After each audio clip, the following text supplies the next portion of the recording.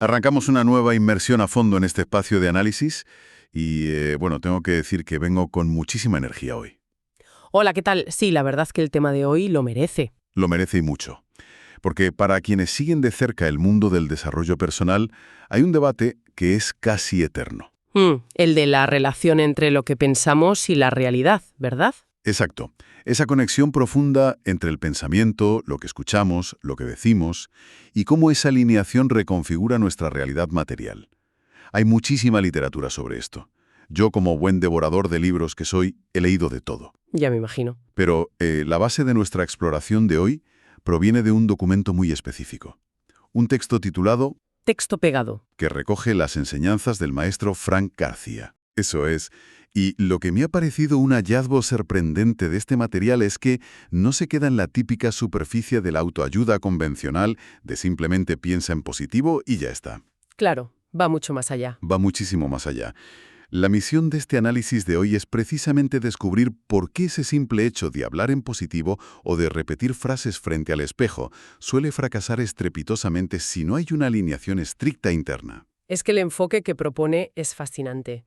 La relevancia de este texto de Fran García radica precisamente en que supone un jarro de agua fría para ciertas corrientes modernas, Totalmente. porque desafía esa idea tradicional de los decretos, esa noción de que basta con verbalizar un deseo al universo para que todo se adapte. Este documento pone el foco directamente en la biología y en la coherencia. Y es un enfoque que exige rigor, porque nos dice que el lenguaje moldea literalmente el bienestar físico. O sea, no solo el espiritual. Vale, vamos a desgranar esto. Venga. Porque la primera gran premisa de Fran García es que el lenguaje no es solo una herramienta de comunicación social. Dice que tiene una capacidad vibratoria. ¿Sí? Y esto a primera vista puede sonar un poco a concepto místico de la nueva era, pero el documento lo aterriza de forma muy pragmática. Muy terrenal, sí. Porque no es que las palabras se las lleve el viento. Exacto. Aquí es vital entender la conexión mente-cuerpo. Consumir información negativa o, por ejemplo, participar en chismes en el trabajo no es solo un mal hábito social. No es solo ser un cotilla, vaya. Claro, no es solo eso. Según el texto, esas dinámicas activan bloqueos internos y sobre todo estrés biológico. Estrés que limita el potencial de la persona. O sea que las palabras automáticas negativas que soltamos a diario afectan a nuestra salud física real. Fisiológica pura y dura. Desde una perspectiva neurobiológica, el cerebro tiene muchas dificultades para distinguir entre una amenaza física real y una amenaza psicológica generada por el lenguaje. O sea que para el cerebro es lo mismo un león que un rumor de despidos. Exactamente. Cuando un individuo se sumerge en una conversación tóxica o se queja constantemente de su desgracia, la amígdala cerebral interpreta que hay un peligro inminente ahí mismo. Madre mía. Y eso desata una respuesta del sistema nervioso simpático. Se libera cortisol, se libera adrenalina, la presión arterial sube. Y la digestión se ralentiza, supongo. Se ralentiza todo, porque el cuerpo entra en estado de supervivencia. Y lo que Fran García señala es que ese estado consume una cantidad enorme de recursos metabólicos. Claro. Y si el sistema está gastando toda su energía en apagar esos incendios hormonales provocados por nuestras propias quejas, ¿No queda energía para nada? no queda ancho de banda para la creatividad o para resolver problemas, el organismo entra en un desgaste crónico continuo. Y el agravante de esta situación es lo sutil que es. Un ataque de pánico es muy evidente, pero ese ruido mental negativo es como un murmullo de fondo. Esas frases de «qué desastre», «no tengo tiempo», «todo me sale mal». Eso es. El texto insiste en que repetir esas sentencias a lo largo de los años configura circuitos neuronales muy rígidos, mantiene al cuerpo en una inflamación crónica de bajo grado. La biología responde literalmente a la narrativa que se le impone.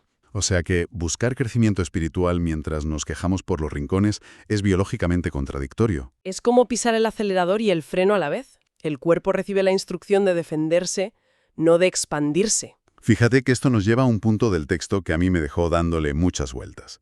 Aquí es donde la cosa se pone realmente interesante. A ver, cuéntame. El documento ataca directamente la trampa de los famosos decretos.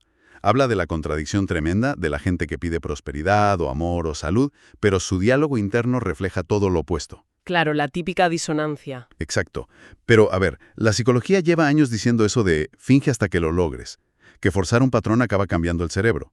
Pero Fran García dice que sin una alineación estricta, esos decretos son palabras vacías que no sirven para absolutamente nada.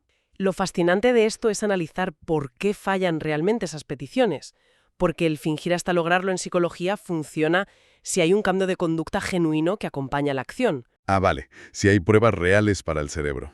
Eso es, pero el mundo espiritual o el universo no responde a la gramática ni a las palabras vacías, responde a la coherencia. Coherencia vibratoria, lo llama. Exactamente.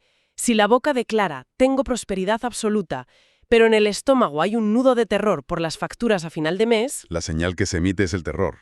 claro, la emoción predominante es el miedo o la escasez. Se genera una disonancia emocional severa que impide cualquier manifestación estable. El universo espiritual atiende a la coherencia interna. Es como intentar silenciar un ataque de pánico con una frase motivacional de una taza de café. Sí, sí, es poner una tirita en una fractura abierta. Es muy común ver a personas repitiendo afirmaciones de éxito mientras sienten pánico por dentro. Para que no suene muy abstracto a quienes nos escuchan, me viene a la mente la metáfora de una orquesta sinfónica. A ver, Si el ser humano es una orquesta, el decreto vocal, digamos la afirmación positiva, serían los violines tocando una melodía súper alegre y motivadora. ¿vale? Pero si el resto de los instrumentos, los violonchelos, la percusión, que serían las emociones reprimidas, el miedo, las creencias del subconsciente, si esos están tocando una marcha fúnebre a todo volumen, El resultado acústico es un ruido espantoso. es un desastre insoportable. Y si el director de la orquesta, que es nuestra conciencia, solo presta atención a los violines e ignora el resto, pues el concierto fracasa estrepitosamente. Me parece una analogía perfecta, porque esa disonancia acústica es el estrés biológico del que hablábamos. Mantener esa fachada gasta muchísima energía psíquica. Agota cualquiera. Por eso no funciona, porque la manifestación requiere que toda la orquesta toque la misma partitura. Exige que el pensamiento, la escucha y el habla estén estrictamente alineados. Y alinear eso, madre mía, es un trabajo monumental. Mucho más difícil que repetir una lista de deseos 5 minutos por la mañana. Desde luego, requiere una honestidad brutal con uno mismo. Lo cual nos empuja a un concepto muy contraintuitivo del texto. Uno que la verdad, como persona que lee compulsivamente, me dio bastante que pensar.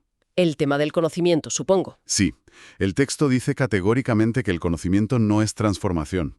O sea, es alucinante pensar que alguien puede estudiar muchísimo, entender la física cuántica, la neuroplasticidad, todo. Tener una erudición impecable. Exacto, pero si sigue pensando mal de sí mismo y consumiendo toxicidad, su vibración y su vida permanecen exactamente igual de bloqueadas. Si conectamos esto con una perspectiva más amplia, podemos ver el peligro real que menciona el maestro Fran García, el peligro de la luz acumulada. Luz acumulada.